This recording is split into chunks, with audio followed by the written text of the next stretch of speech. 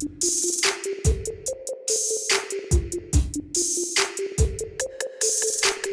hey everyone, welcome back to the Leadership Lessons Podcast. I'm your host, Daniel Williams. Excited for you to be here with me once again for Season 5, Episode 15, as we talk about human resources. That's right, my friends, human resources. Now, I don't know what kind of feelings you get when you hear that word. Oftentimes, they're not good because human resource directors sort of talk about conflict, giftings, management between management and employers, employees. And you may be thinking, what in the world is going on? Why are we talking about human resources and this type of stuff on a Leadership Lessons podcast? I just want to do things God's called me to do. Maybe you have the gifting of teaching children's ministry or teaching the Bible or being over a ministry or even a church. Well, the reality is whatever God has called you to, you're probably going to be ministering to people. Remember, that's what it's all about. Jesus calls us to love people and not just programs and not just heads and departments and different things. And we're going to have some conflict with people. We're going to have some problems with people because guess what? You are not perfect. I am not perfect. And as we interact with other people, imperfect, broken people, there's going to be some stuff going on. You know, the Proverbs even says, as iron sharpens iron, so we sharpen one another, meaning there's going to be sparks. And God uses relationships, as we've talked about, to actually sharpen us, to make us stronger and more mature. And God wants our relationship with others to display his love to others and make them stronger as well. And so we grow through loving accountability, which can be hard. And we're all going to deal with this. And I found as a church planner, as a lead pastor, church is so much more than just what you do, but also how you do it. In fact, my daughter this last week, she was talking and telling me and asking me, sort of joking, Dad, did you ever think that as a pastor, you'd be organizing who brings the cookies? And I said, absolutely, May, because reality is when you're dealing with people and gathering, there's a lot of elements and more than just teaching the Bible. And you've probably experienced that as a church leader. There's a lot more than what you think of a worship service or an area of department. When you deal with people and get into people's lives, man, it gets messy, and we need some help in that. And oftentimes we forget that the church is not a service. It is not a building. It's the people of God. But legally in America, especially, the church is also a 501c3. There is an aspect of business principles and leadership and operations. In fact, I just met another guy this last week at a great Church United event. He had literally, his title is, he's the operations pastor. Someone said, well, what does that mean? He goes like, I deal with the meetings. I deal with the insurance, the operations, the building, all this different stuff. Man, he deals with like the behind the scenes stuff, which is super important, and volunteer development. I actually met him in a workshop of leadership, volunteer development. How do we develop people? That's what human resources is about. We believe that humans are resources to the church, that they are the church, the body of Christ, and we're going to have to interact with them in ministry. And so we want to do this. You know, I was recently been studying in the book of Exodus with Redemption Church, and we've been doing a long study. It's been great, but we found ourselves in the book of Exodus chapter 28, and that's sort of the close of the high priest and Aaron's sons. And, you know, there's a great, beautiful story about that. And, you know, it took me an hour and 2 messages to teach through that whole chapter. But the big idea is there was something very important that I wanted to teach our church, and really was thinking about this in this episode as we talk about human resources and not just what we do, but how we do it. Aaron was to get this ephod, which is like a robe. And on that robe, there were these clasps and there was these things on the shoulders, and they were to put 6 names on one stone on each shoulder. And so it represented the tribes of Israel, and it represented how Aaron was supposed to bear the load of the people that he was serving. How oftentimes do you as a leader feel that? You feel the weight and the load of the responsibility of the Great Commission to make disciples, to do things for God's glory. It's really important to be able to say, God, I want to do the things you called me to do. And I say that over and over again. There's nothing better than doing what God's called you to do. And so we are very high and thinking about responsibility and what God has called us to do, to walk worthy in that manner. So we have this great commission, and Aaron puts on this robe to remind him this is a great responsibility. Bear the weight on the ephod and the shoulder pads. But then he also has 12 different stones with each tribe's name again, and it's actually placed over his head, over his heart. And it's crazy to me because this is also important in the work that we do that we often forget. It's not just what we do and how we bear the load, but how we do it. So we see we have the Great Commission, but we also have the Great Commandment. I'm learning more and more that we need to be able to not only serve people, but to love people. This was a reminder to Aaron and the high priest to not only bear the weight on the shoulder, but bear the people on his heart, that they would be close to his heart, that he would do things in a loving manner. And so too with us, we are to do things in a loving manner. We don't just do this Great Commission and are unkind or rude about it. No. We need to be loving people, serving people. And this is so important. We need to empathize and have compassion. And what we do is not only important, but how we do it matters. If you aren't emotionally intelligent, it's going to make a difference in how you lead. If you're not kind to people, if you are don't have a good attitude, these things make a difference.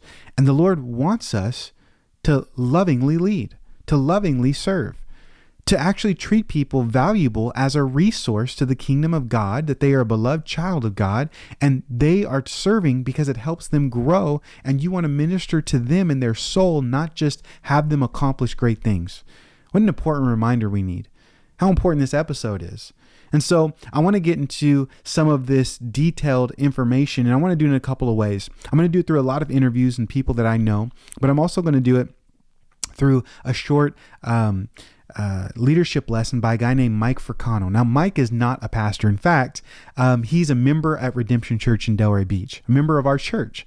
And we actually got to baptize Mike, see him come to the Lord, baptize him in his own pool, see him grow in his walk with the Lord.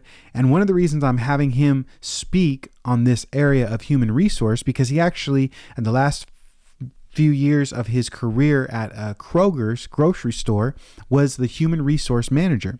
And so I asked him, said, Mike, man, you got a lot of experience. You're growing your walk. Well, I want you to get your perspective, because what people don't understand is we can actually learn from a lot of different people. And you've walked in that for years of complaining and problem management and dealing with people. And so he did a great job. It's a short lesson. And then after his lesson, I have about a 35-minute interview with him to talk in detail about these things, because he shines with with talking back and forth. I mean, he can go for hours. After we had the conversation, he goes, that's not that hard. But speaking in front of a camera like this, he did a great job, but it was very hard for him, and he mostly read it. And I'm just so proud of him and his growth. And so I love that we as people, as church leaders, can learn. And so before we get into Mike's leadership lesson, Mike Fricano's leadership lesson and his interview, I want to give you a few other interviews in this as well. Jeremy Sanchez, in episode 12, I believe I did a whole full Patreon interview, but I want to just start with the framework from him and a short snippet of that interview talking about empathy. It's his favorite word. He's given this a one piece of advice video, but I think as we just talk about people's problems, we tend to have I'll just say this. We give a lot more mercy to ourselves than to other people. We tend to go hard with the hammer on other people and really give compassion to ourselves. But I love how Jeremy, he's also a human resource manager and of a very large company, hundreds of employees, the VP of operations and doing that and human resource. And he just says, listen, man, it just comes down to empathy. It comes down to compassion, hearing, listening. And I think this is a good start and a mindset and framework as we talk about human resources and that area. And so check out this simple snippet of interview, and then we'll get back into more content from more leaders. My favorite word when it comes to just people in general, and that I see that I think if everybody could have more of, I think it would make things a lot easier, and that's empathy. Mm-hmm. I think it's a word that anybody in ministry probably is familiar with. You probably should be. If you're not, I would bet ministry's not going great. But it's easier said than done. But when you involve people working together, and when you involve ministry, pride, authority, money, you start getting all these factors in, emotions start running high. Yeah. Egos start getting involved, and people become territorial. And the more that starts to happen, then, you become reactionary in difficult situations. So you're dealing with a leadership situation, you have a conflict, and you can immediately, again, when you're involving all of those elements to it, it can escalate quickly. And so one of the things I've found to be super helpful in talking through conflicts and leadership issues and challenges is empathy, how putting yourself in the shoes of the person that you're working with, and really trying to see it from their view. I feel like so many times, when issues come up, it's because somebody reacts, they get emotional, and they say something they regret, or there's a lack of respect. So I think in any role, it's such a key skill to learn is to not react out of emotion or out of anger, but to really take a second, take a deep breath, and really try to see it from the other person's view. You may be right in the end, and the conversation may lead to a termination, or asking somebody to step down from a leadership role, or needing to go separate ways because you're not aligned.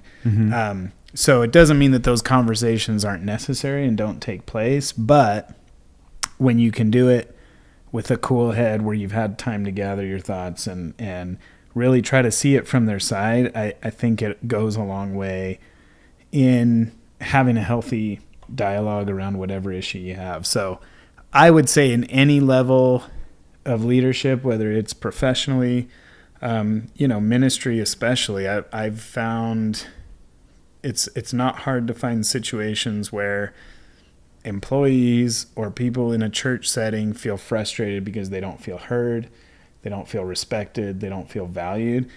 And if you're trying to get anywhere with somebody, whether they're an employee of yours or somebody who's under your leadership, and they don't feel like you respect them and value them, you're already climbing up a huge hill, and you're just not going to get what you need without that. Well, I know Jeremy because I know Jason. Jason's one of my closest friends. We've known each other for over, 15, almost 20 years. And we've been serving the Lord in different capacities in different ways. Jason actually started the House of Blessing down in Mexico, Bashiniva, Mexico, about 5 hours south of El Paso.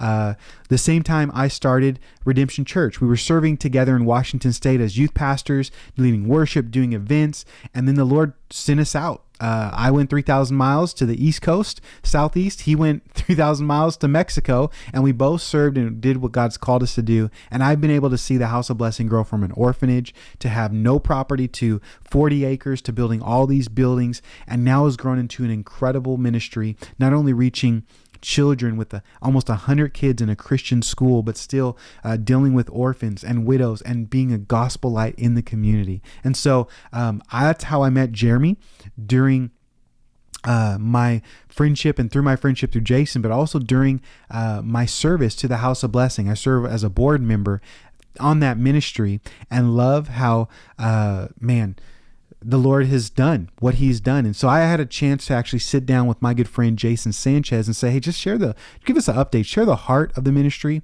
what that's about. Now, I'm not going to give you all of that information and give you that. I'll put that on the Patreon page. It's about a 45-minute interview of the full story. But I do want to share about a 5-minute piece because what I ask him, I think, is very helpful for many of us church planners and pastors that go through this stretching time of growing in ministry is we're dealing with nonprofit organizations, and there is a business side and legally things that we need to do and handle. And so I just ask him, what are some lessons you've learned starting a nonprofit, starting basically two nonprofits, because the way the House of Blessing works, we have to be legal in Mexico and have all the legal stuff in the US. It's like double the work. And so Jason has learned and has grown. He wanted to take care of orphans and widows, and because of that calling, he learned and grew. And I just want to encourage you guys, maybe God has called you to plant a church, or you've taken over a church or a ministry, and now you're dealing with budgets and finances and just spreadsheets and things like, you're like, this is not my strength. You can grow in these things. You can have people come around and support you in these things. And I think that there's important lessons to be learned. God always wants to build us and grow us. And so before, again, we get into Mike Fricano's human resource about retention and conflict and all this different stuff, I just wanted to just warm us up to this idea with human resources, not just having empathy with people, but it's sometimes having empathy for ourselves, knowing that we need to grow and that we're going to learn some lessons along the way in ministry, because ministry, when you become more and more involved, you have to have systems, and there are some legal processes and different things like that. And so I just asked Jason Sanchez, the director of the House of Blessing, hey, in your story, what are some lessons you've learned? And I think it's going to bless you. Check out this video. What are some things you faced starting the 501c that you learned from? Yeah, well, I think anytime maybe you do something that is registered with the government, you're playing by a different set of rules, right? So They want to know more about what's going on. In fact, part of the reason why I'm out here is I met with one of our accountants out here, and just one of them, because we have three. Yeah, we've got because in Mexico we're a nonprofit. We have a bank account down there. So when you're sending tens of thousands of dollars to a bank account in Mexico, you don't want that to look weird, right? Now day and age, with all the issues going on with cartels and the drug problem and stuff. So we had to have a special account down there. There's special things that we have to do when you're sending money, the type of account we had up here. So that's been kind of a challenge, because I think before, when we were a DBA, we were just doing things and going about it. I don't think we were doing anything wrong or illegal at that time. But it's just a different set of rules. It is different set of rules. Learn the rules. Yeah, and when you're when you're getting grants, when you're doing golf tournaments and you're raising tens of thousands of dollars and you're getting grants, and people, they want a tax write-off, they want a donation statement for things. So all that stuff, I didn't really think of how much work it would go into it. So not necessarily like super hard or bummer stuff, just an eye-opening to, wow, this is a big deal, and even more so wanting to do things right, honor the government, both in Mexico and here in the States. And I think that's one of the main reasons why God has been so faithful to bless what we're doing, because we have a team that has just wanted, including our board. There have been times when it has cost extra money to do things right and legally, but God has He's blessed us for that. So if any of you guys are thinking of doing nonprofits or any of this stuff, man, I would just say honor God in everything, like no matter what. Yeah. And he'll bless that. He will bless it beyond measure. Yeah. And one other thing I think that I saw is on our end is get not just coaches, but get people that are skilled and know the law. I mean, it's worth a plane ticket for you to fly out here to meet with the accountant, so we're doing things right. Yep. Or when you sending you to the conference, I even thought like maybe next year I would go with you, just because it's been so helpful for you, Jackie, to go to that, know people that know the rules, learn from them, be humble in that, because you do have to grow.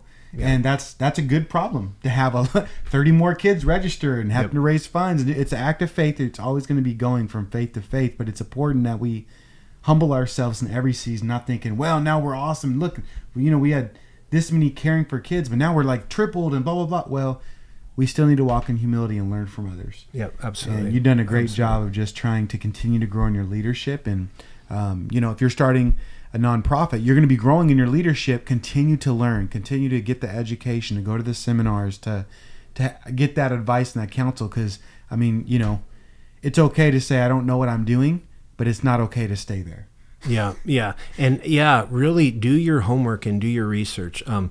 Nonprofits for churches are different. 501c3s are different for churches than they are for organizations like ours. I didn't realize that either. So Neither there's did I. certain things that churches are exempt from. So even if you're hearing from people, maybe churches that are saying, oh, you don't have to do this because we don't have to do this, still do your homework. Because if you're doing something like us, again, that Christian Alliance for Orphans, check that out, kfo.org.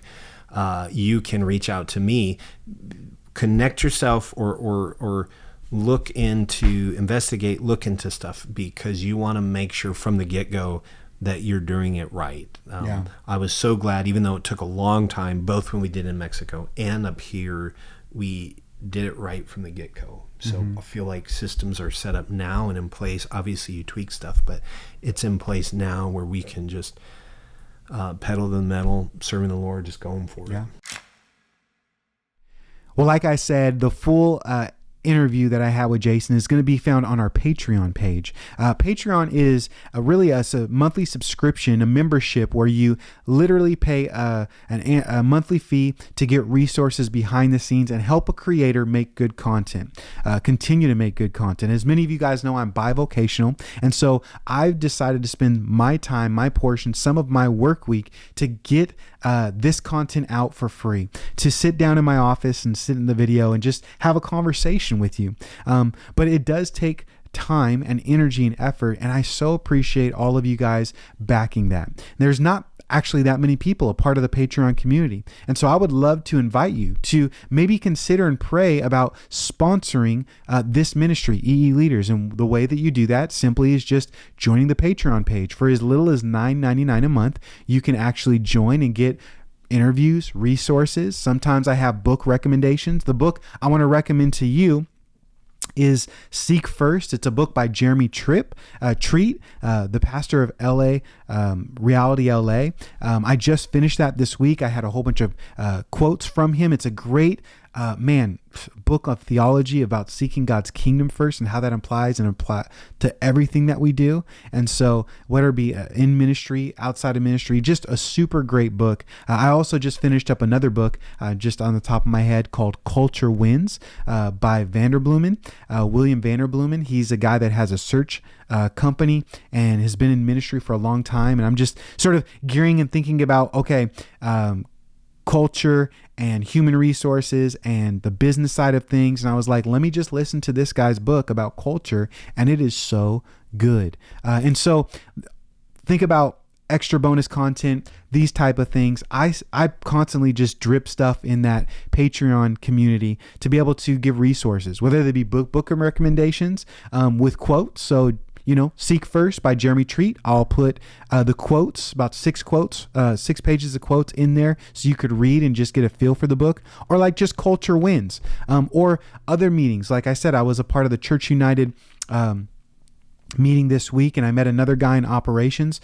There are breakout sessions, and I just went to a soul care event, and I just put up a link and a resource to say, hey guys, have you considered this, or what are you guys reading? And so it's a very awesome community, and I love how people have not just been able to decide to support this ministry, but I can continue to give back. So even as a member of the Patreon community, I'm happy to connect you with people in that group, other church planners, other leaders. My dad is in that group. You can ask questions. There's even a tier if you want to give $50 a month that I can actually schedule time to coach and to serve you in that way. And so check out the Patreon page. It's a really important aspect of this ministry to keep going because it is a lot of work, but hey, I love it. There's nothing better than what God's called you to do. And I love our time and meeting. I know that this podcast is much different because I don't have a co-host. It's just me giving you a whole bunch of people that are connected in interview style and leadership lessons and, just giving you that content. And so I want to keep on doing that. Remember, this is on audio, but it also is on video.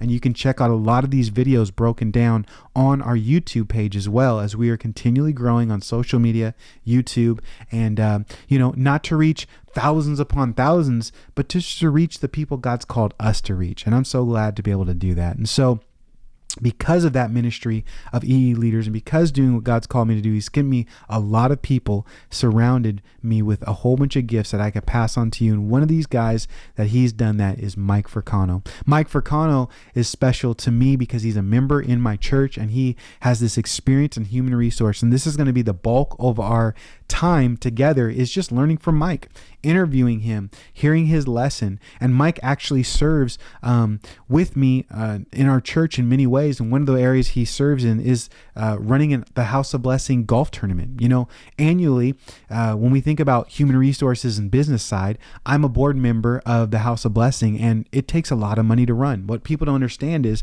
even at the Christian school, it's about $100, only $100 a month for kids to get a Christian education. Generational life change can happen through finances and through these things. Literally, by you supporting $19.99 a month to EEleaders ministry, it helps literally get another video out to someone else. Like, we need to connect these dots when we're thinking about the business side of ministry and thinking about finances and books and budgets and stuff. And I love Mike's heart. I love how he's jumped in our church and served. He serves as a greeter, got a great smile, always talking with people, love it. But he also has a passion for golf, and he used that passion for golf to run an annual golf tournament for the House of Blessing. In fact, this is actually going to be released where you can have enough time to know, if you're in South Florida, we have a golf tournament. You could check it out at www.hobgolf.org, hobgolf.org. And on October 7th, I believe Saturday, we're going to have our third annual golf tournament to provide funds for the House of Blessing. Last year, we raised around $20,000 between Washington and Florida golf tournaments.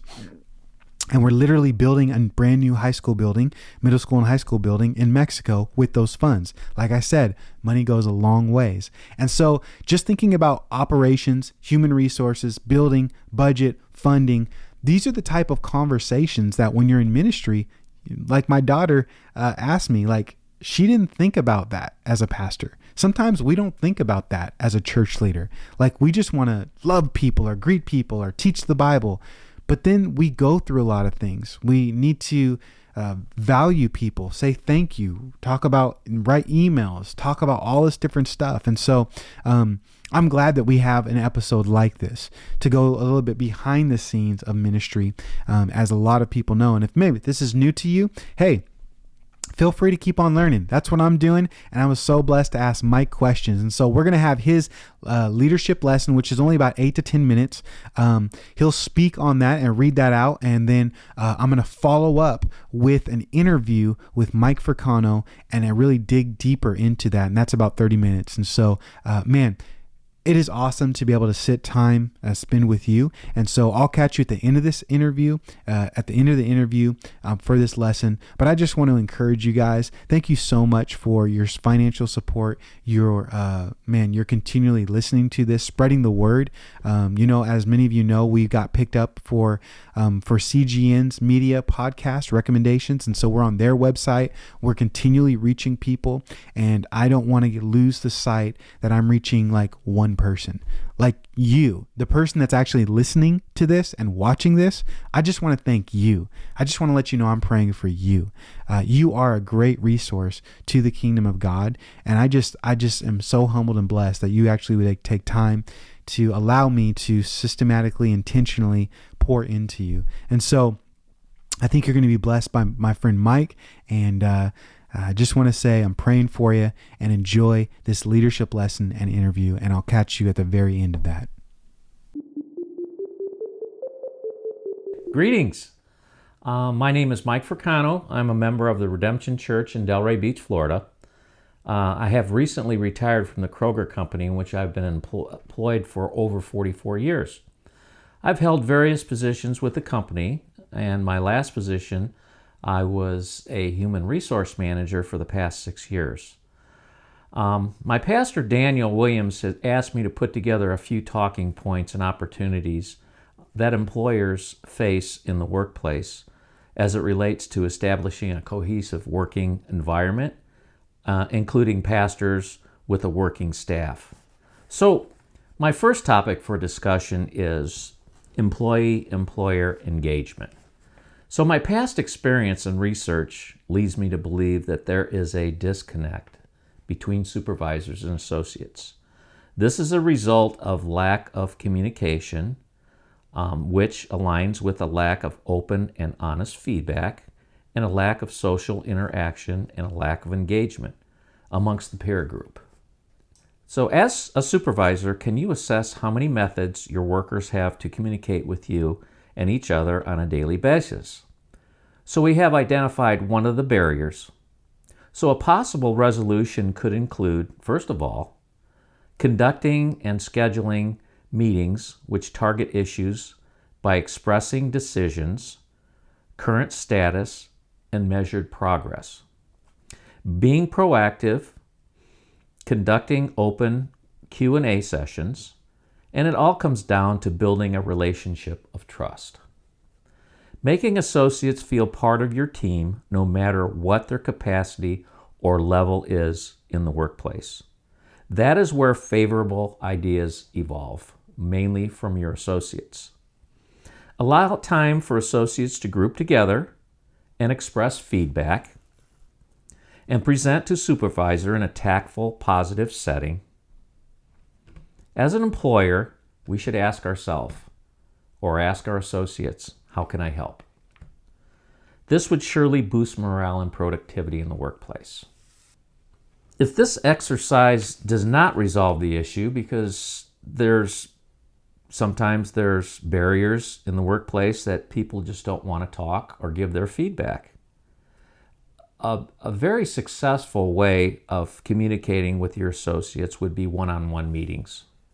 Most associates, like I stated, will clam up or not initiate feedback due to the possible consequences.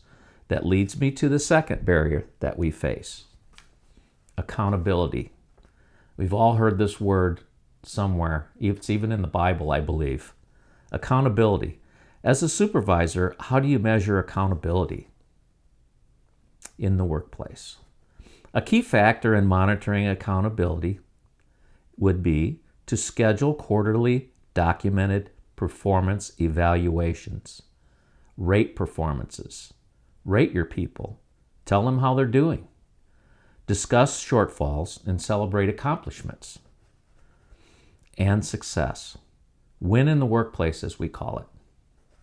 If your associates are failing, it could mean that as a supervisor that you are failing also.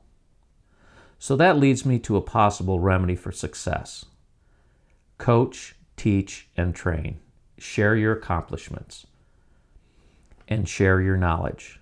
This will help associates to learn and grow. Number 3, retention. The continued possession, use, or control. Retention. Let's start by improving employee development and training programs. Using perks as a strategy. That can bolster retention. Identify Employee of the Month. That is a perk also. Identify during good performance and recognizing that amongst the peer group. Also, this should be part of the explanation during the onboarding process. So remember, as a supervisor, you are the beacon of light. Be a leader, be a mentor, be the big brother, be the big sister. Gain and earn the proper respect through your professional attributes. Associates leave their jobs due to mistreatment from supervisors. Not specifically the job, it's the lack of training and the communication that comes with that. To briefly summarize the topics of discussion, talked about engagement, accountability, and retention. Don't be part of the problem. Embrace and share the solution. Conducting exit interviews, wow, we learn a lot from those. We learn how, as employers, we are performing and how we can get better. So, I always say to be successful in the workplace is to surround yourself with well-trained, loyal, dedicated associates. Again, take the time to coach, teach, and train. Thank you for your time. Hey, Patreon viewers, we are here with a good friend, a dear brother, Mike Fricano. Mike actually is a member of my church and has been going for a couple of years. Mike, do you remember how we first met? Not really.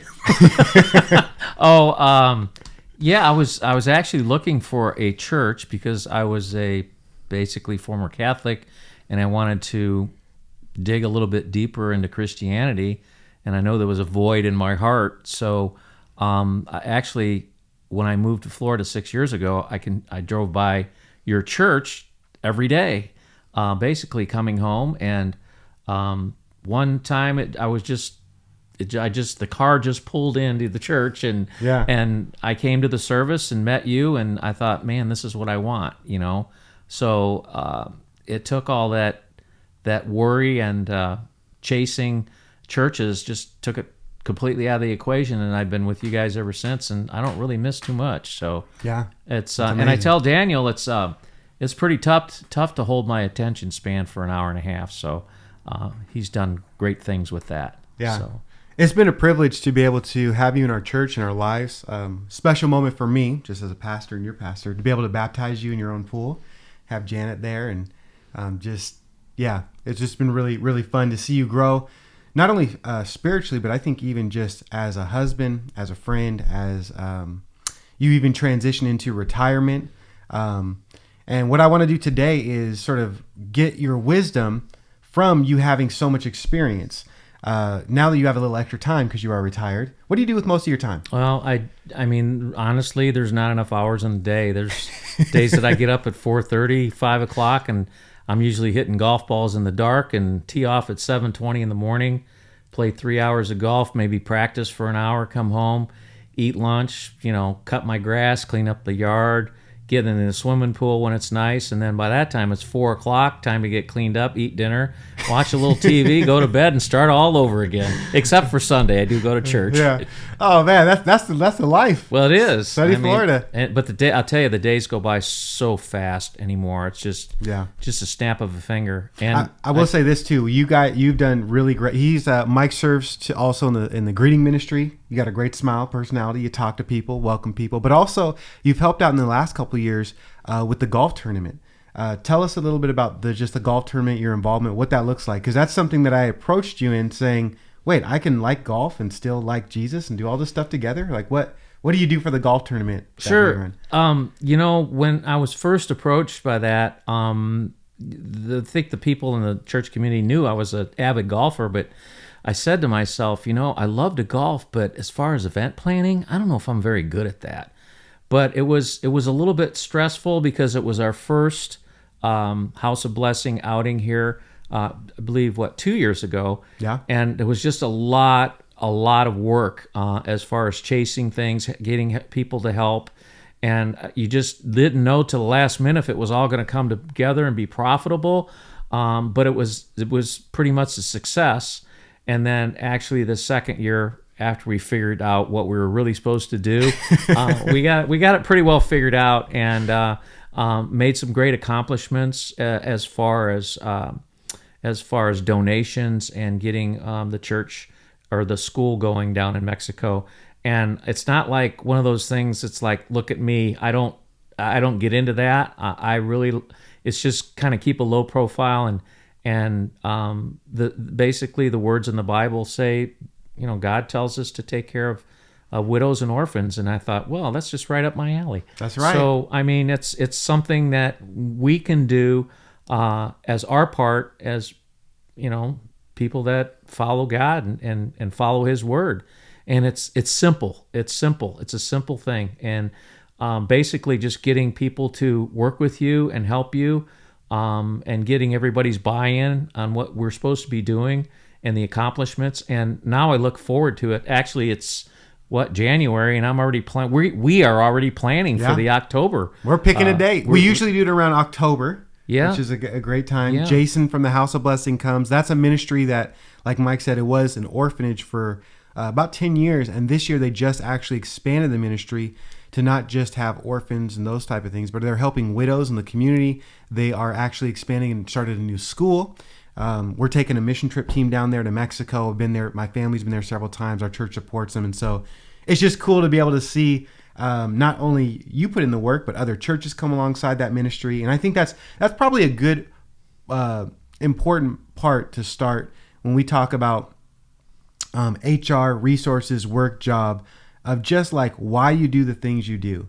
And what the Bible actually says is we can actually do work unto worship unto the Lord. How, for you as just a Christian, being one way, not a Christian for so many years, and then getting saved, getting baptized, growing your faith, how did that actually change your mindset about work and about life? I think when you recognize that basically my whole life, as probably the last 20 years, I didn't rely on God at all whatsoever. Basically, I knew God was there, but financially, physically, mentally, I was very stable. I really didn't need God. But actually just kind of shortened things up a little bit when I came to Florida. There was a need in my heart for God, and it's just, everything's just taken off. I mean, it's just, there's a want and a passion to serve God. And whether you're helping run a golf tournament, or whether you're helping people in the workplace, whether you're sharing your knowledge, because I love to people share. They need to share knowledge. Mm-hmm. I mean, lack of sharing knowledge means that people are insecure, and successful people share knowledge, and it's basically similar in the workplace where you have associates. And for them to learn and grow, you have to share your knowledge to make them successful. Otherwise, as an employer, as a supervisor, it makes your job so much more difficult if you keep things bottled up and you don't share. So yeah. I don't know if I answered your question, but I kind of danced around it a little bit. Yeah, that's good. That's why we're talking. Okay. No, I loved it because you're going to share your knowledge with us today, and I wanted to have an interview with you because with your HR experience, you have a lot of management experience, CEO experience, operations. I mean, in the Kroger, in the grocery store. Could you tell us a little bit about your history with, not Kroger, Mm-hmm. For my Northwest people friends, it's like Sure. Fred Meyer's or Hagen, right? Isn't it Hagen? No, that's a different market. Yeah, that's a different market. Yeah. But tell us your experience about just sort of your background before we get into the content of like the importance of HR, managing employees, and all that different stuff. Well, like I said, I started when I was 16 years old when minimum wage was $1.65 an hour, and kids nowadays, they roll their eyes back and what? I can't even buy a candy bar for that much. I know. But it was just being instilled with a great work ethic, and I got that from my parents, and basically started at the bottom and pretty much worked my way up. I've held a lot of positions in the company. People. During my tenure, like maybe 35 years, when I was asked to take on different positions, I really never asked for a position. I was always approached, say, I think, Mike, you can do this or you can do that. And I guess the word that best described me was there's a lot of tools in that closet. So I kind of take that. Not bragging, but it's a good feeling when you have all this experience. Basically worked up through the company as a clerk and as assistant manager, store manager, field representatives as far as produce, meat. I was an operations coordinator. I was a produce buyer.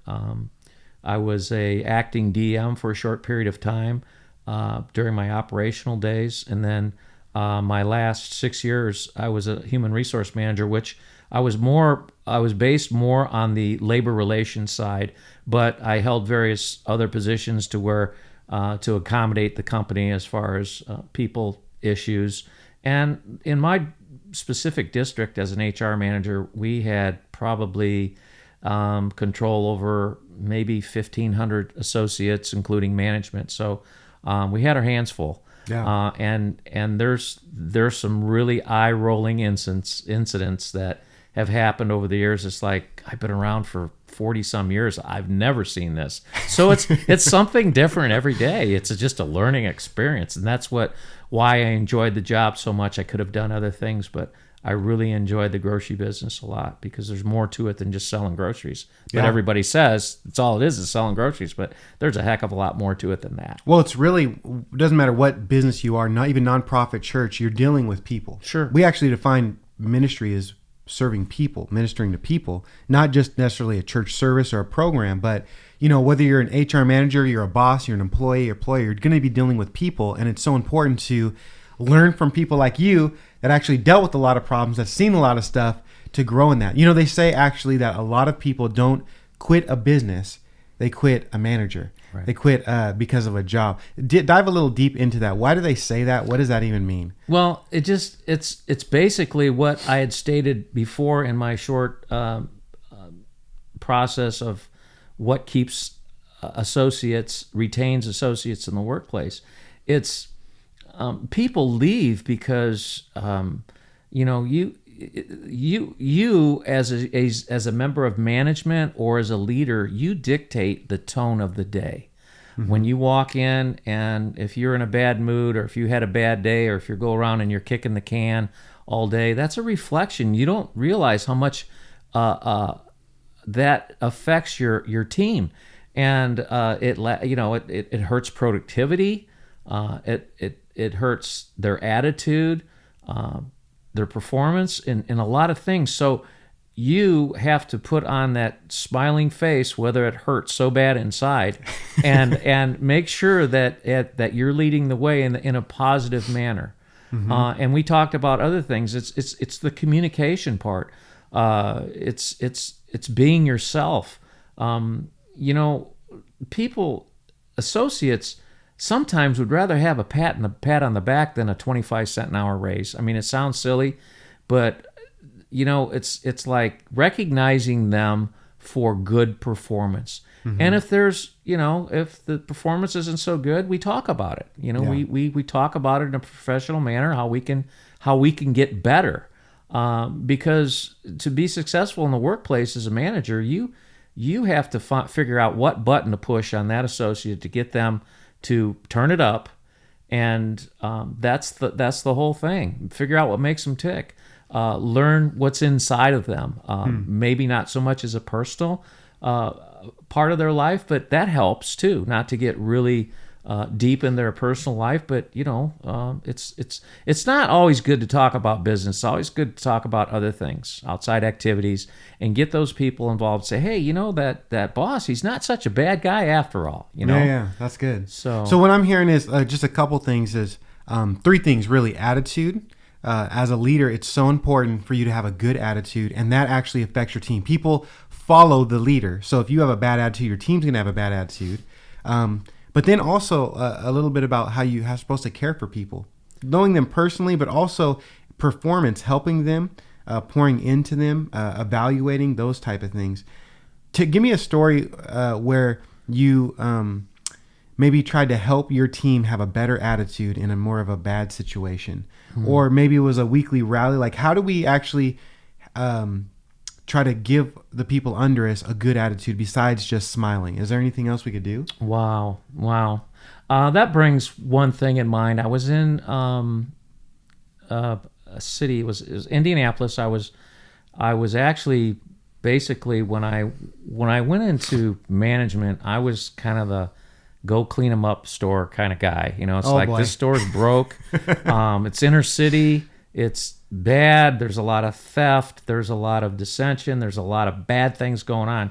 So it's you to be, the changer of morale and everything else. And it was tough, but you learn so much from your people that way. We had basically, I was in a store that was so segregated. It was not very diverse. I mean, it really needed a lot of work, and just kind of, chiseling a little bit at a time and figuring out, well, that's not working. Man, I got to start doing this, or this is not working. But it's getting people involved, challenging them on a daily basis, find out what their goals are, what they excel in, as far as figuring that part out, dig that, pull that out of people, make them successful, make them think that they could go to the next level. My main concern when I spoke to individuals was, where do you see yourself in the next 5 years?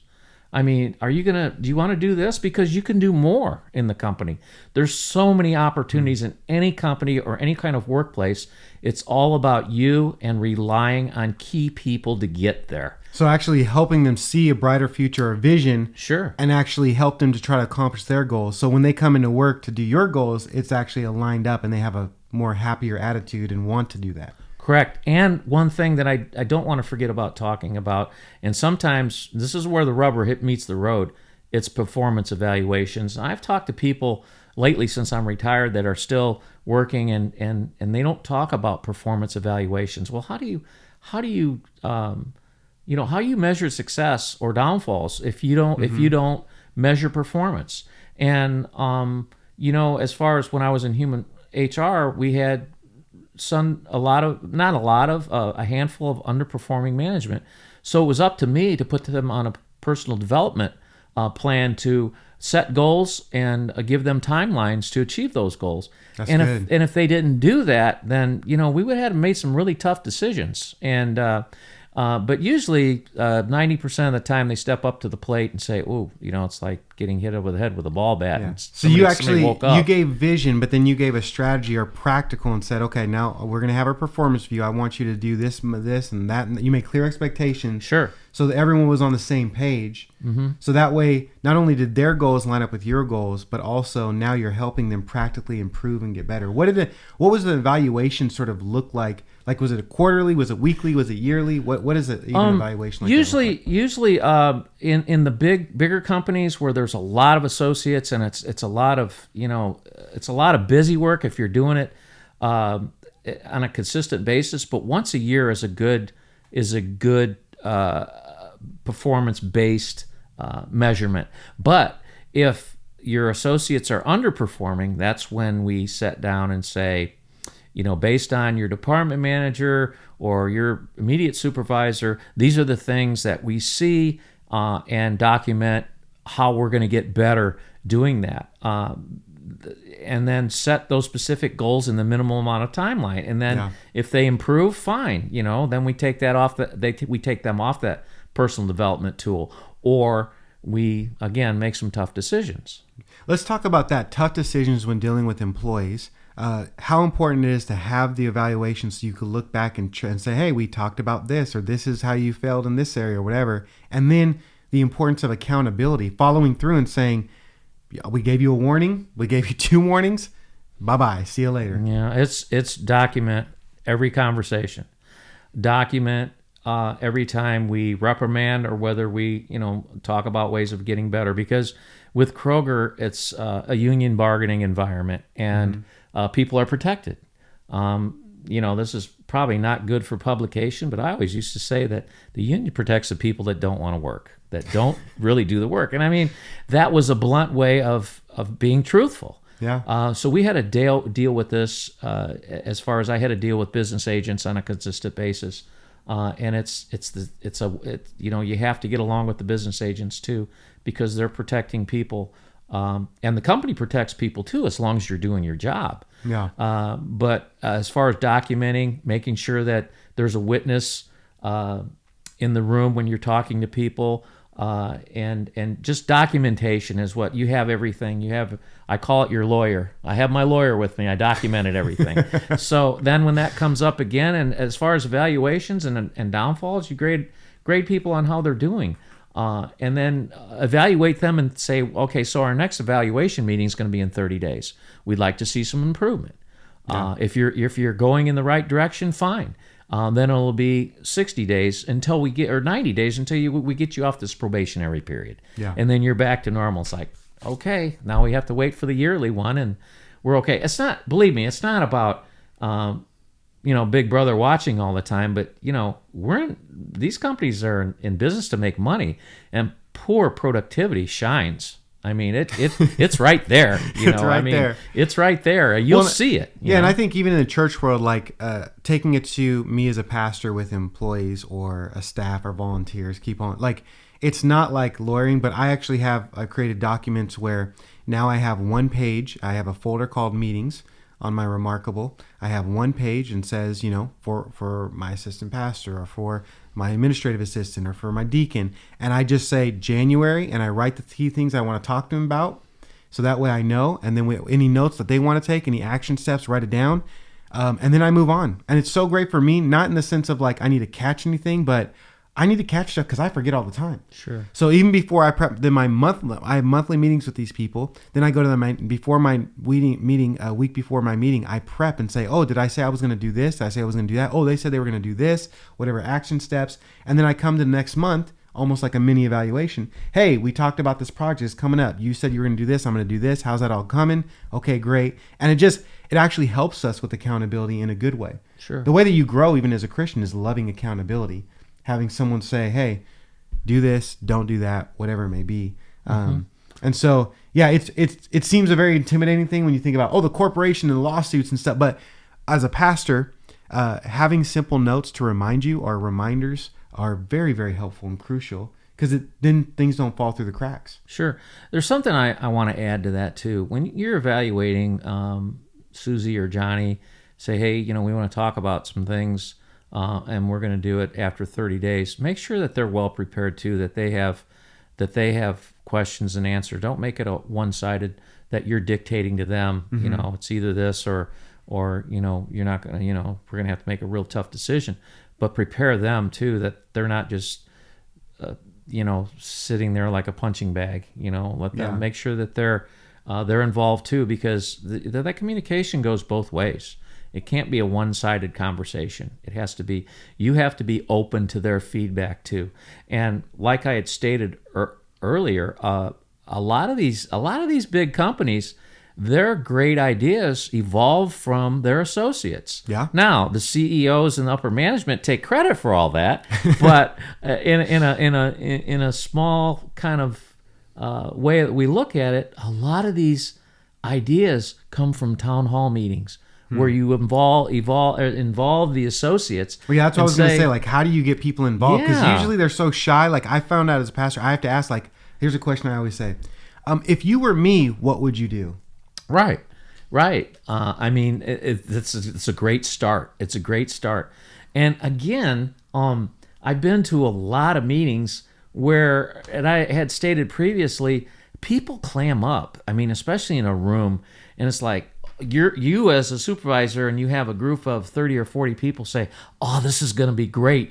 I'm going to get all this well-deserved feedback from my associates. And you get in a room and people are just not, they don't feel comfortable. Yeah. And then you have to think as an employer supervisor, how am I going to handle this? Because I'm getting nothing out of this. So what little kind of feedback you can retrieve from these meetings, then you go to a different avenue and just say, I think a one-on-one would work better, because then they're not confined to, am I saying the right thing? Am I not saying the right thing? Mm-hmm. So one-on-one meetings are pretty good. They're very productive. I've learned that I get more now. It's it's a lot more time consuming, but in the long run, it's beneficial because you're gonna get the real deal from these folks. They're gonna be telling you what helps or what doesn't help. Well, if you want feedback, like not just a monologue, it's better. I mean, even this conversation, it's one-on-one. Sure. We're talking. We're going back and forth. We like to say, like, go get breakfast or lunch, a coffee, to really have that engagement. Sure. So like you said, it does take a lot more work, but I found that vision is actually better and drip sometimes with a one-on-one. Actually, I have a leadership lesson on that about how to communicate vision. And one of the ways that you do that is actually not by speaking with a microphone to a big crowd, which is important to have the team rallies, but it's also just one-on-one and asking questions. And it's just really effective because then people can give you immediate feedback or pushback on those things. Now, one thing you mentioned as well, not only with evaluations and caring for people, but you said that people sometimes want a pat on the back more than a raise. That money isn't always the answer, especially I think in the church world. We understand that because we don't pay very many people. Most of our key staff are volunteers. So how important it is to give encouragement, and how do you do that with letters, with like you said, employee of the month? Like, what does that look like for giving people encouragement and saying good job? Well, I think so this brings back some things that we used to do as management. So every morning when you walk in as a store manager and walk your store and find out what the few opportunities are, you weren't going to solve anything then, but you do a store walk. But then you say, hey, and at 8:30 every morning, we're going to have as many people as we possibly can, and we're going to meet in the produce department and discuss things as far as what's on your mind for the day, or what, and not go into great detail, but just a couple lines and get it out in the open, and what our barriers are. But then that is a perfect time to recognize people. Recognize people publicly in front of the group. And man, I'll tell you what, for the day, that person's going to go nonstop. He's going to run through brick walls for you. That's the whole main objective. I want Johnny to run through a brick wall for me today. And he will do that if you're genuine and you don't wear that out, though. It's something that's recognizable, whether if they did something good for a customer, a customer response. Johnny did this for me today, and you want to recognize that, because if you don't, it's like your associate's going to say, what do I got to do? What do I have to do? You're not. Gonna, I get 6-month raises, but I like to be recognized in the workplace. Yeah, and it's important. I think we all need encouragement, right? Sure. I mean, little things. You don't have to make things. It's just whatever comes to your mind. But share that with the group. Share it with the group, whether it's in a board meeting or just recognize that individual for good performance. Yeah. But then again, you've got that other side too. If somehow you have a customer complain on an associate, you have to address that too. Otherwise, if you just let it go, then it just kind of festers, and then if they can get away with it, from your experience, what do you think? Like I always say, praise publicly, rebuke privately. Sure. Is that more of a general rule? That's sort of some things I do, because I don't want to embarrass people publicly in the crowd. Hey, you did a terrible job. Right. But I think it is important, like you said, that accountability. You got to, hey, we're correcting this. Yeah, even more now in the workplace. I mean, as a manager, they can get themselves in a little bit of hot water by publicly embarrassing an individual right there where other people can see, whether it's customers or whether it's associates, other associates. That's something you do behind closed doors. And also too, it sounds silly, but it's coming from an HR background. You must have a witness anytime that you reprimand, and make sure that's documented. You pull people aside, and if you want to talk to them and catch them in a win situation, I call it, then you discuss it with people and make sure that you have a witness, because that could get you in a lot of trouble. Yeah, that's real good. Whether it's a church staff or whether it's a business staff, it doesn't matter. It's workplace. It's when 2 or 3 people come in agreement, it's important. It's a powerful. It's a good thing, the Bible says. So I always like to pull someone in, especially if I'm counseling a woman. I always have another woman there. But also, even in a rebuke, like you're saying, it is good to document, to have that help, because people just trip sometimes. Sure. Okay, so Mike, you just talked to us a quick leadership lesson just about really successful keys to have in the workplace, which I think actually applies to us as employers, as pastors, as leaders, as HR people dealing with volunteers.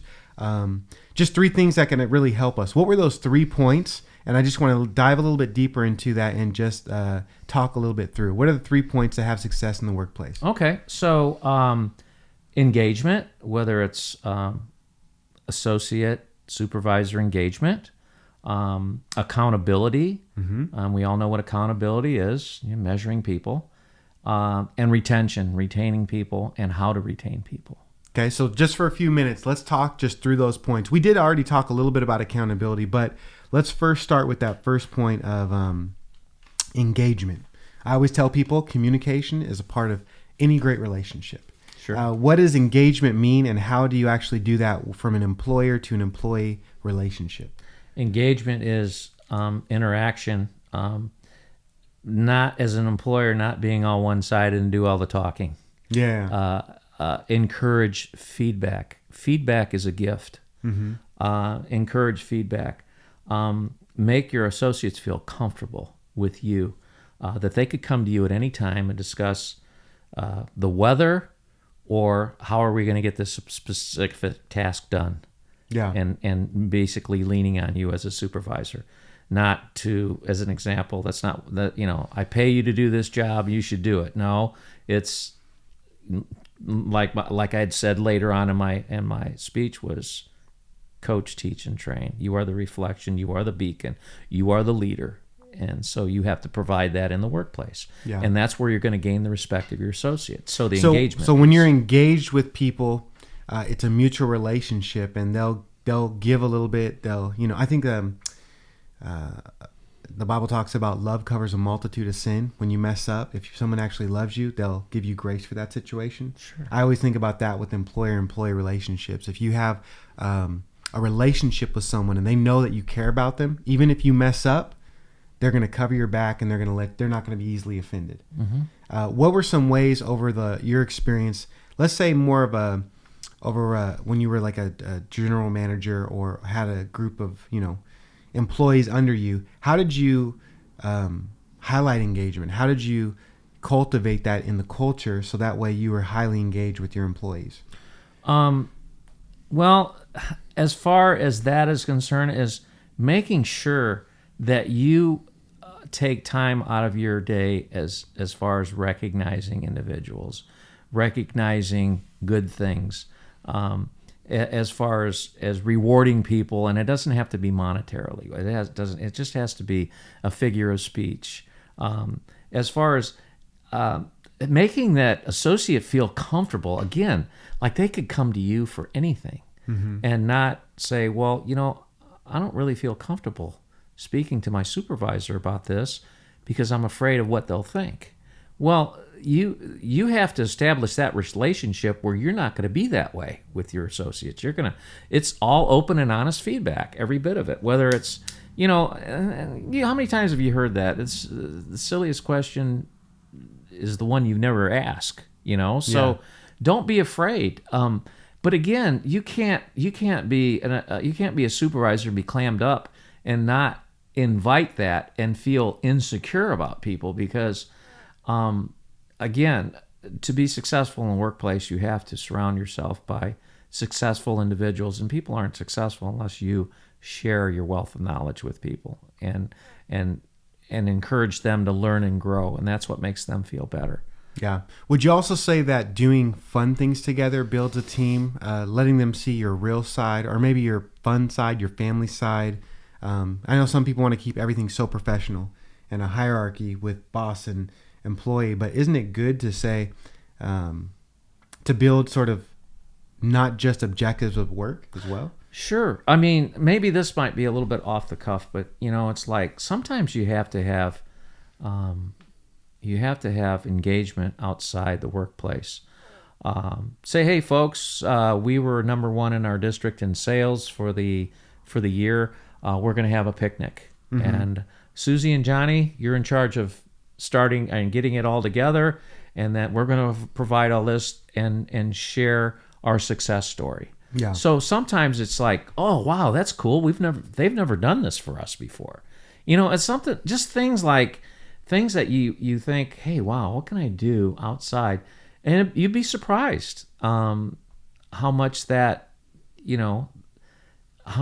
involves people, and they really feel very good about that. And they, and then they talk to their friends about this. Hey, you know what they did for us at work? They recognized us, and they had this big picnic and dinner and awards and prizes, and just because we did a good job. Yeah. And they told us about it. Yep. Well, it's no different than like why churches not only have more than just a Sunday service. There's fun events, there's outings, we're coming up on a men's event where we're just going to get together, have smoked meat, throw some axes, be encouraged by the word, like just different things than just the normal, let's get to work. And that's important. A Sunday service for a church is important, but what about the fellowship, the recognition, the party? We had a 10-year celebration. Like there's a lot of different things you can do for that engagement piece. Sure. And even some staff, if you have a larger staff, every fifth Friday, there's one a quarter, I think, or something like that. They go and have a staff lunch and just have more recognition and stuff like that. These are good ideas, because if you want to be successful, you need to have engagement as an employer, with an employee, and really team bonding is really important. There's accountability. That is key to any relationship, for any growth. We talked about evaluations. We talked about those things.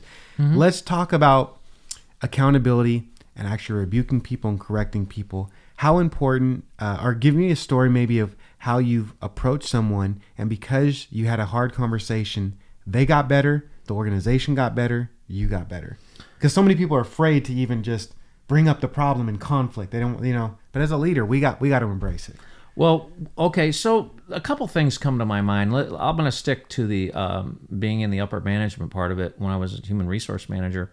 And we had talked about this earlier on as far as certain store managers weren't performing to their capability or to their company goals. So in the evaluation piece, during that process, we evaluate our folks once a year. But in this particular case where we weren't meeting all our specific goals, we had to get that individual's attention by putting them on a personal development plan. That's not something that we single people out. It's everybody knows about it. So it's common. If you're not performing, it's common. So we list those downfalls or those accomplishments that we haven't met, and we talk about it. We document it. This, and this, and these are the steps on how to improve it. And you follow these key guidelines, and in 30 days we come back and we evaluate your progress. And if you're progressing, fine, let's continue to go. And then 30 more days, we need to go get to this level. And then if we meet that criteria, then we go to the next 30 days. And it's usually 90 days. If after 90 days, if we're not meeting our goals, then like I had mentioned before, we have to make some tough decisions. Yeah. And that's just uniform across the board. And that's the same that's the same guidelines we use with management, with salaried individuals, hourly individuals. Mm-hmm. That's across the board. I like that though, because you have a system, so it helps alleviate the pressure of, it's case by case study. It's like, hey, we do this process 30 days, 30 days, 30 days, 90 days done. It's good. And after 30 days if that person's if that individual's going to step up or just throw in the towel. Yeah. So did that person step up when you approached them? How many people step up? I would say probably 90% of the people that the management that we evaluated based on, I call it now poor performance, exceed, but it's up to us to help them. Yeah. And we can list as many processes as we want to, or this, and this, but this is what we're going to do, and this is how I'm going to help you get there. Yeah. So, good. You have to do your part. It's not like just, putting them on a raft in the middle of the ocean and without an oar and just let them kind of go around. You have to guide them and say, this is what you have to do to be successful. And it's just a different angle. Yeah, equipping is so important. What I love about that too is, that said that people don't care how much you know until they know how much you care. Right. If you're engaged, you said it's a normal system. Everyone knows about this. It's not picking them out. If you're engaged and always evaluating and have accountability in your culture, it's going to be a normal thing for you to say, man, I love you. This is the goal. We all want to see this succeed. We want more people come to Jesus, or, having a welcome environment. You need to be on time, and can you fix that, and really helping them? They actually hear that more when you're engaged with them more, when they know how much you care about them, because you want the organization to succeed. You want them to succeed. And accountability is actually, we say at our church anyway, culture, loving accountability. We grow through loving accountability. I'm going to call Mike if he doesn't show up to church for 4 weeks, not just so I can say, hey, have you tithed? There's your offering. Or I'm going to say, how are you doing? What's going on? That comes right out of the checking account, so I don't even see it. Yeah, but but I found at first I didn't want to do it because I don't want to be that person. That's like a call. Like this isn't a checklist. Actually, people say, oh, thank you, Pastor, so much. You noticed, you cared about me. Oh, I was sick, and I get to minister and pray. It's actually important to give loving accountability and to hold people accountable for what they agree with. So that way, if you say, hey, we want to do this in 90 days, and like you said, in 30 days, we pretty much know if they're going to try or not. If they don't want to try, then it's actually best and easier for us to say, well, this just really isn't the right spot. Sure. Here's one thing I wanted to add too, as far as big business is concerned too, like our company, Kroger company. So that is reflection on me too, because as a human resource manager, the assistant managers are at a department head level, an hourly paid department head level, and that when they exceed their goals, then they actually apply for a management position. And then I interview them, and then we put them in a panel interview, and then we put them in the management training program. So if they fail for that 6-month management program, it costs the company $30,000. So we want to make sure that we've got the right person, and then it's what's in the HR budget. Because in big companies, the first place they come to cut budget is the human resource department. Yeah. Well, let's talk about that. That's the third thing. It's not just engagement and accountability, but that last one is what? Retention, right? Retention. Because it costs a lot of money to replace someone even in the same role. And in the church world, even though we're not talking about money, there's a lot of emotional damage or a lot of cost training that you'll have to get a key volunteer to train them again to do something. Sure. It's much easier and better, even though it seems more painful emotionally, to attack the problem, to actually walk through people and make them like the organization, the church, that close the back door, we may say, to have them stay. What does it mean, and what are some tips, and what did you think about when you just think of, not retaliation, I think, but what's the word? Retention. Oh, retention. Yeah, okay. Retention. So that I was just thinking about that. If we follow the three, the things that we talk about improving engagement, improving retention, improving accountability, and use those key factors that I spoke about in a basically a Reader's Digest version of it, and work on those talking points, and you're still having an excessive amount of associates leave your company. One great tool that I found was an exit interview. Yeah. Okay, where you actually, most of the time you probably get 50% compliance with that, where they're going to tell you why they left the company. And it's like, wow, that's an eye opener, because I thought we were doing all the right things and we're not.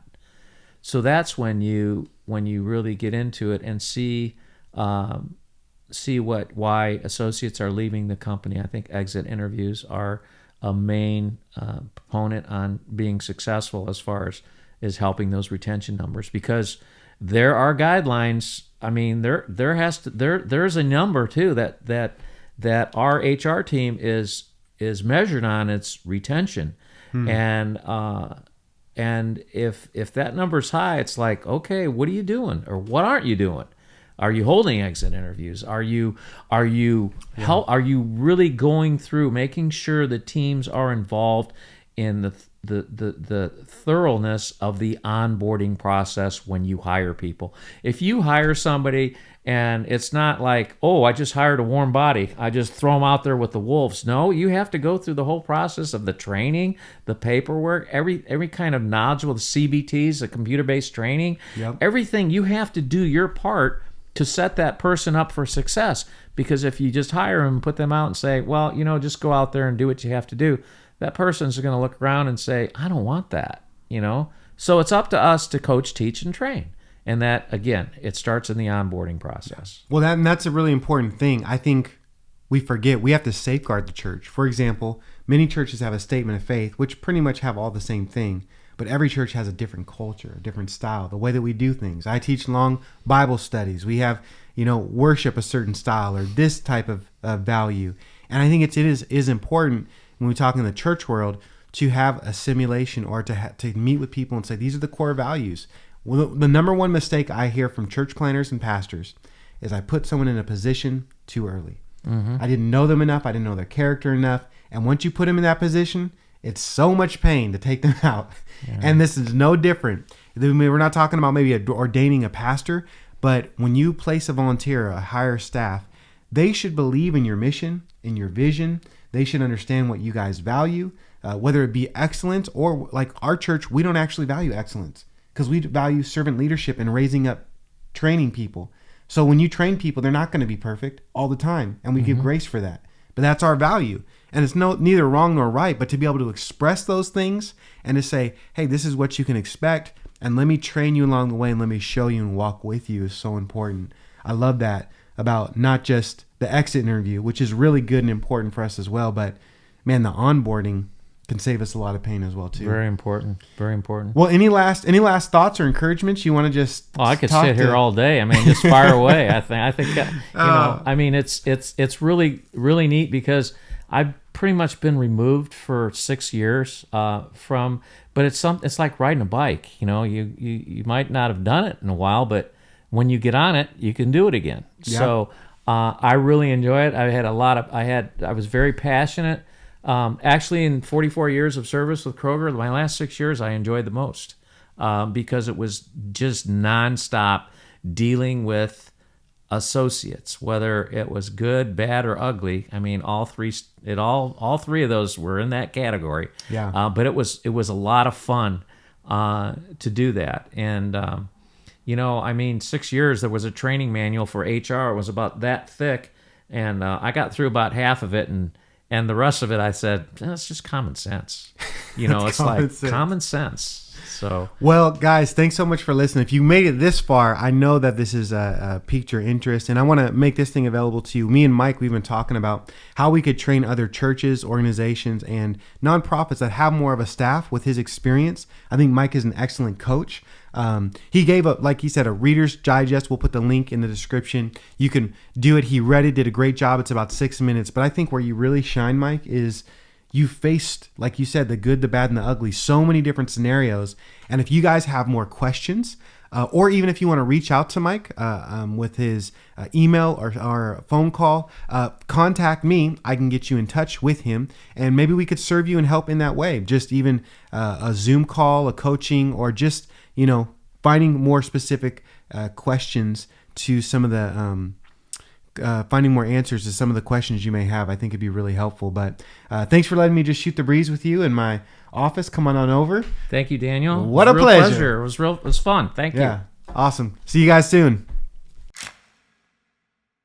Well, I would love your feedback. What was it like for you? A human resource episode? Listen, I love how serving the Lord, there are so many areas. It could be worship leading. It could be operations, missional, nonprofit, ministries. Like, there is so much stuff that happens when you just say yes to the things God's called you to do. In fact, I tell people often, I get in a lot of trouble for just saying, how can I help? When I truly have a heart to serve people and I'm open to just saying, Lord, I want to just serve you. How can I help? What can I do to expand your kingdom, to seek you first, Jesus? All these things will be added to me. It is such an adventure, and it's a venture of faith that we're doing, man. Trusting the Lord with these big things. I honestly never thought that I would be working with two schools, being on the board of Lakeworth Christian School, being on the board at the House of Blessing at another Christian school. Guys, I was homeschooled. I never went to high school, middle school, elementary school. The first time I went to school was college. And so isn't it interesting how the Lord now has me in two boards working with a whole bunch of kids and children, and I love it. And this is just God. He surprises us. He gets us into all these situations that may be feeling over our head, even trials, so that we can actually depend on him. And so let me just remind you, as we come to a close to this human resource episode, this business-minded episode, talking about retention and conflict and starting nonprofits and lessons learned. Man, this is so much out of some people's wheelhouse, but let me just say, it's okay. God's going to get you out of your wheelhouse so you depend on him. And as you abide in him, you're going to bear much fruit. Keep on abiding in him. We're going to have so many different topics as we continue this season. Really looking forward to finishing strong. We're going to continue every other week, an episode till the end of the year, 22 episodes, and excited to bring you more great content. And so until next video, guys, know that I'm praying for you. Keep on doing what God's called you to do. It is always an enjoyable time being able to sit down in my office, knowing that there is someone watching and listening on the other end. And until next time, guys, just keep on loving Jesus. As you abide in him, you will bear fruit. Don't give up. Keep going. He loves you, and so do many other people. You're making an eternal difference and impact on people's lives. Keep on depending on him, and I'm praying for you. God bless you, and we'll see you in the next episode.